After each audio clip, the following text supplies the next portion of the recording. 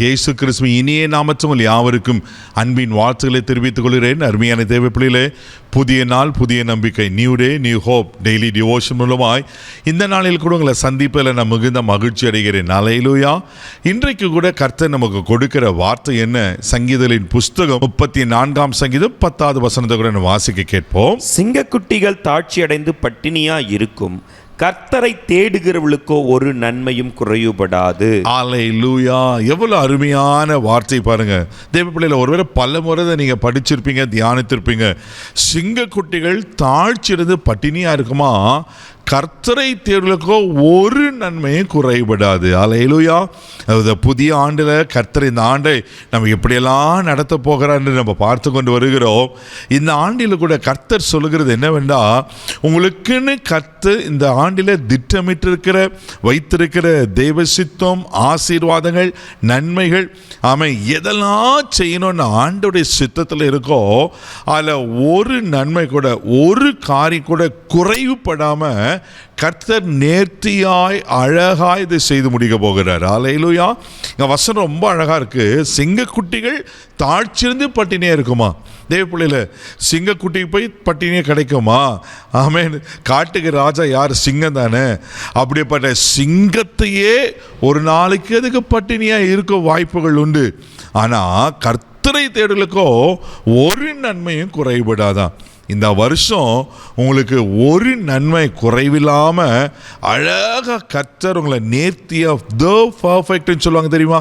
அப்படின்னா மிக சரியா, மிக அழகா, மிக நேர்த்தியா கர்த்தர் ஒரு குறைவில்லாம நடத்த உண்மையில் இருக்கிறார். நெகேமியா தீர்க்கதரிசன புஸ்தகம் 9ஆம் அதிகாரம் 21ஆம் வசனத்தை கூட நீங்க வாசிப்பீங்கன்னா அங்க இப்படியா சொல்லப்பட்டிருக்கு. வாசிக்க கேட்போம். இப்படி 40 வருஷமாக வனாந்தரத்தில் அவர்களுக்கு ஒன்றும் குறைவுபடாதபடிக்கு அவர்களை பராமரித்து வந்தீர். அவர்கள் வஸ்திரங்கள் பழமையாய் போகவும் இல்லை, அவர்கள் கால்கள் வீங்கவும் இல்லை. ஆண்டவர் இஸ்ரவேல் ஜனங்களை 40 வருஷம் வனாந்தரத்தில் அவர்களுக்கு ஒன்றும் குறைவுபடாதபடிக்கு, எவ்வளவு அழகா இருக்குல்ல.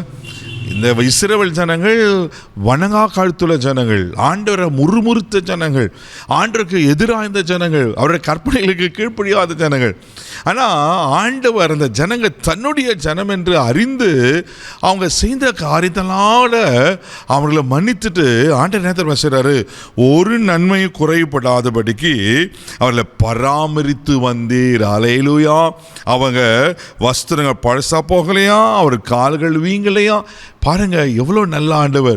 அப்போ 40 வருடங்கள் ஒரு குறைவில்லாமல் நடத்துவார்னா, இந்த 2025 வருஷத்தையும் உங்களுக்கு குறைவில்லாமல் நடத்த உண்மையில் தேவனாக இருக்கிறார். இதை நம்புறீங்களா தேவ பிள்ளைகளே? இதை விசுவாசிங்க. நிச்சயமாக சொல்கிறேன், ஒன்றிலே குறைவாக இருக்க மாட்டீங்க. அழகாக அதினதின் காலத்தில் நேர்த்தியாக அவர் செய்ய போகிறார். நீர்கால்களின் ஓரமாக நடப்பட்டு தன் காலத்தில் தன் கனியை தந்து இலையுதிராதிருக்கிற மரத்தை போல் இருப்பான், அவன் செய்வதெல்லாம் வாய்க்கும் சொல்லப்பட்டிருக்கு அல்லவா தேவ பிள்ளைகளே?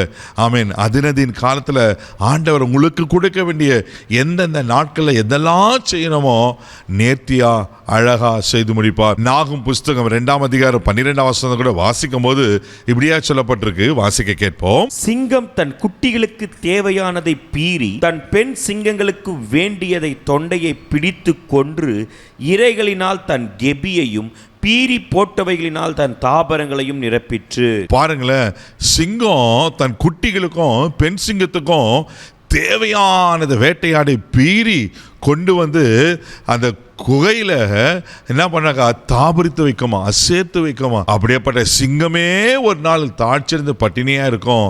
கர்த்தரை தேவர்களுக்கு ஒரு நன்மையும் குறைபடாது. இந்த வருஷம் ஒரு நன்மையும் குறைவில்லாமல் கர்த்தர் உங்களை திருப்தியாக நடத்துவார். ஆனால் ஒன்று தேவ பிள்ளைகள், நீங்கள் கர்த்தரை தேடும் போது, கர்த்தரை சார்ந்து கொள்ளும் போது ஆண்டவர்களை அழகாக திருப்தியாக நடத்துவார். கண்களை மூடி நம்ம செபிக்கலாம். தகப்பனே, உமக்கு நன்றி சொல்லி உமக்கு துதிக்கிறோம், ஸ்தோத்திரப்பா. அன்றே சிங்கக்குட்டிகள் தாழ்ச்சிந்து பட்டினியாக இருக்குமா, கர்த்தரை தேடலுக்கோ ஒரு நன்மையை குறைப்படான்னு சொன்ன கர்த்தர் இந்த 2025 வருஷத்தில் ஒரு நன்மையை குறைவில்லாமல் எங்களை திருப்தியாய் நடத்தும்படியாக செபிக்கிறாப்பா. இந்த நாள் முழுதும் கரம் எடுத்து நடத்தும். தெய்வீக பாதுகாப்பு ஒப்பு கூட எல்லாம் தீங்குக்கு விளக்கி காத்துலும் பொறுப்படுத்துகளும் ஆசீர்வதியும் இயேசுவின் மூலம் ஜெபங்களும் பிதாவே, ஆமென். இந்த வருஷம் குறைவில்லாமல் இருப்பீங்க. தைரியமாக போங்க. God bless you.